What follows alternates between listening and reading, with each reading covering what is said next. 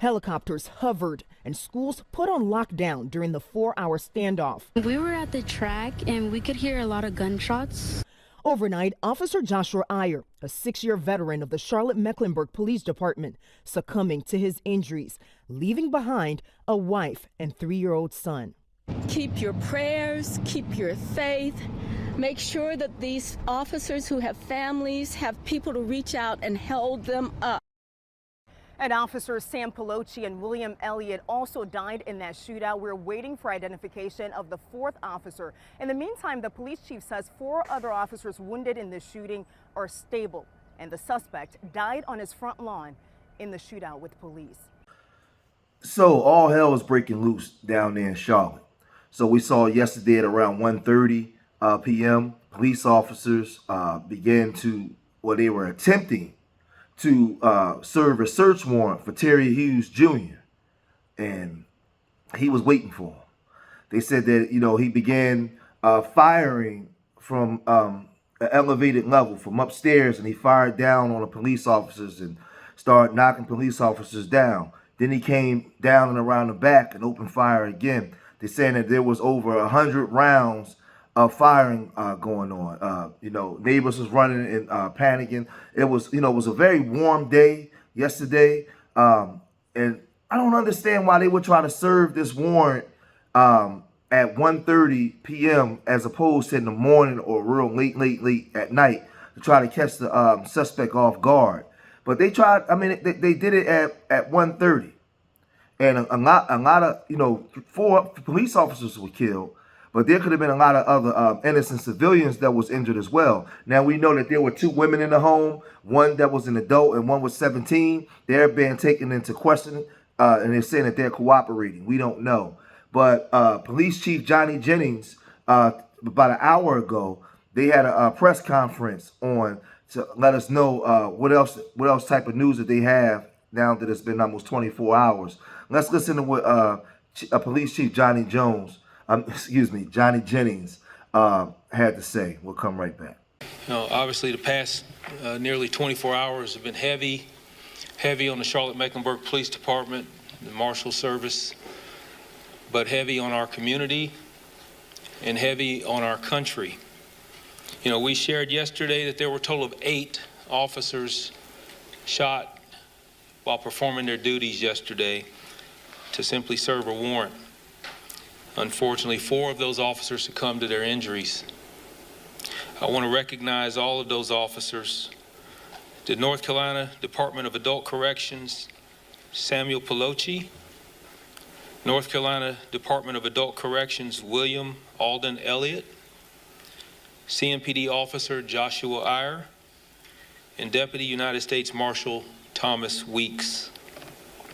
Also, I mentioned the other officers that were injured and shot while performing their duties as well. I want to give an update on those officers and their names and how they're doing. Officer Chris Tolley is an 18-year veteran of the Charlotte-Mecklenburg Police Department in recruit class 149. He underwent surgery last night. He's still recovering in the hospital, but he is in stable condition. Officer Mike Giglio, a 3-year-old CMPD veteran and member of the recruit class 188. He was treated with a gunshot wound injury at the hospital and released yesterday. Officer Jack Blowers has been with CMPD for 1 year and a member of the recruit class 194. He was also treated with gunshot wound injuries and released yesterday. Officer Joshua Campbell, who was not shot but been with CMPD since 2020, a member of recruit class 186. He was treated for a broken foot, and he was discharged this morning. I can't tell you how much I'm grateful for these officers and their heroic act. We saw what I mentioned yesterday, officers going into the line of fire to save their brothers in blue who have gone down in the act of trying to keep our community safe. To me, that's truly heroic. When you hear the gunshots and the rapid fire and they're running directly into it because they know that there are people that need help and they risk their own lives to do that. As I mentioned also, this is continuing to be an active and ongoing investigation. There's going to be some answers that aren't going to be able to be given, some questions that will linger at least until we are able to get this investigation a little bit more complete. But I will tell you that there are, we talk about the U.S. Marshals Fugitive Task Force. There are 16 agencies that are involved in that task force. CMPD is one of those agencies. We currently have a sergeant assigned to that task force who was on the scene as well. Our investigators have worked through the night. The house is still being processed. You have to understand the amount of evidence that's going to be collected. Probably well over 100 rounds of gunfire or of projectiles and casings that will be collected. But what I will say is that we did recover so far on the scene an AR-15 rifle, a 40 caliber handgun, and also additional magazines and ammo that goes both with the AR-14 and the 40 caliber handgun. We do know that the suspect that was shot and killed was the individual that the warrant was for and was going to be arrested for possession of firearm by a convicted felon. And we are still working through additional parts of that investigation. 2 females that were inside the residence that I mentioned yesterday who came out eventually, they are fully cooperating with the investigation. They have been talked to by the Charlotte-Mecklenburg Police Department homicide detectives, and we are not looking or interested in any additional suspects or any persons of interest. We feel like we have everyone involved that was at the house that we need to speak with. Also, indication right now is that 12 CMPD officers fired their service weapon during this incident. All 12 of those officers have been placed on administrative leave and will also continue to be investigated as far as interviews, both internally and within the criminal and internal investigation, which is standard for an officer-involved shooting. So this is certainly a tragedy that's going to impact, I would say, our country for a very long time. It's a scar on Charlotte, but a scar that won't heal. We're a resilient profession and a resilient city, and we will certainly get through this. But it will take time, and it will take support from all of our community as our officers continue to keep our community safe even through this tragedy. So thank you, and I'll turn it over back to Lieutenant Petrie. The question that everybody's asking is, who is Terry Hughes Jr.? Why was he firing an AR-15 at the police department? Why did he have a warrant? And if he had these warrants, why was he free? They said that he had over 27 arrests. Why was he free on the street, enabling him to actually commit this crime? These are the questions that are being asked now. Why did he have access to an assault rifle? There's just so many questions that's being asked. But let's find out just a little bit of who Terry Hughes Jr. was. Check this out. I could tell you so many other cases of people that shouldn't be out as well. And I think that's my point, too. If they had arrested him on that outstanding charge kind of north of Durham, would he have even gone to trial? But maybe he would have been held in the jail there while he was awaiting trial. It's hard to say. We're still trying to figure out a lot of this. And I'll tell you, many of his prior charges were dismissed as well. And I think some people are angry about that.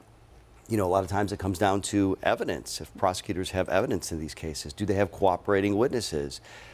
Are these cases that they're pursuing, some of his Mecklenburg County charges, for example, were marijuana charges? And I've reported extensively that the DA has said, I'm not going to go after these Mecklenburg County marijuana charges. So there's that too. And I think what also is so interesting, and this should tell you a lot about this man, at least from what marshals have told us. I worked in Tennessee for a long time, and my friends at WBIR in Knoxville talked to a U.S. Marshal there, an actual U.S. Marshal right now, David Jolly. He's in the Eastern District of Tennessee. and he was trying to explain what these task forces do. Yeah. And he says they are going after the most violent people. That is what they're mandated to do. Let's take a listen to him if we can. We're out there going after the worst of the worst. And, some of these guys are, they're not good guys, so we try to tactically handle situations so that minimizes any opportunities for the people we're going after to shoot at us or turn into a bad situation or those kind of things. But sometimes they happen because that's the type of people that we're dealing with. Last night, I was talking about kind of a rise in shootings of police officers. The Fraternal Order of Police wants people to know this is still very much a dangerous job. In fact, last year, 2023, reached a new high of police officers shot on the job, up by almost 50 shootings. Wow. And a good portion of those were kind of targeted surprise attacks, kind of somewhat of what we're hearing about in this kind of case. Because it sounds like, according to the chief, it sounds like one of the reasons they thought that it might be a second shooter, because it sounds like he was shooting from above, from those dormer windows we saw in the house, down on the officers, not only from the back, but also the front, before he then came out the front of the house is where police say he was shot and killed. And that's really the big question that remains now. The two women that were in the house, he said they are cooperating, but he hasn't ruled them out. One was 17, one was older, and they said it will come out, but they haven't released what exactly their relationship is with him yet. If I read a little bit of this, it says authorities recovered an AR-15 rifle and a .40 caliber handgun from the scene, where 4 law enforcement officers were fatally shot while attempting to serve a warrant at the residence of Charlotte, North Carolina, police said. Additional magazines and ammunition for both firearms were also recovered from the scene, where there are believed to be more than 100 projectiles and casings, according to the Charlotte Mecklenburg Police Chief Johnny Jennings was saying. I can tell you how much I'm grateful for these officers and their heroic act, Jennings said during the press briefing on Tuesday. To me, that's truly heroic. When you hear the gunshots and the rapid fire, and they're running directly into it because they know that there are people that need help. The law enforcement officials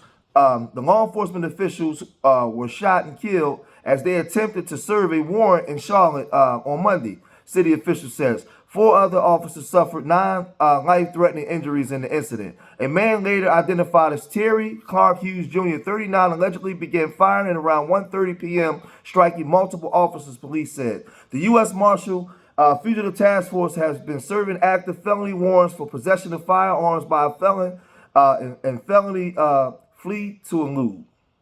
So, like, this thing is... It gets crazy. It says the responding officers were immediately met with gunfire. Jennings said the shooter was firing from an upper level in the residence and had an advantage over them. Investigators are looking into how Hughes acquired the gun, whether other shooters were involved. So, the four law enforcement personnel killed in the incidents were identified as Deputy U.S. Marshal Thomas Weeks Jr., 48, North Carolina Adult Corrections veteran Sam Polachi, and Alden Elliott of CMPD, Alden Elliott and CMPD officer Joshua Yair. So listen, when this stuff happened, they coming for your guns, man. At some point, every other day they showing Chicago. All the shootings that's going on in Chicago, they showing the shootings that's going on that just happened here, the mass shootings that go on in Philadelphia.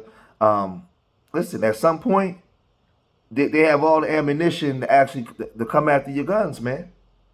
I'm not going to make this a racial issue. We know that this was a black man because we know that black, white people do this in Oklahoma and cities in Oregon and states and cities all across America all the time as well. But they're gonna want to know why this man had access to a firearm like that he was able to gun down or mow down police officers. There's going to be a lot of questions asked, and gun advocates are going to be, are going to have to answer these questions. So they already have very stringent laws in different states detailing on how you can get guns. But, man, it's going down. It's coming down, man. You know what I mean? At this point, you know what I mean, the video, I don't even know what else to say. I just know that Terry Hughes Jr. opened fire on police officers. He downed 4 of them. It's not a funny thing. You know, people lost their lives.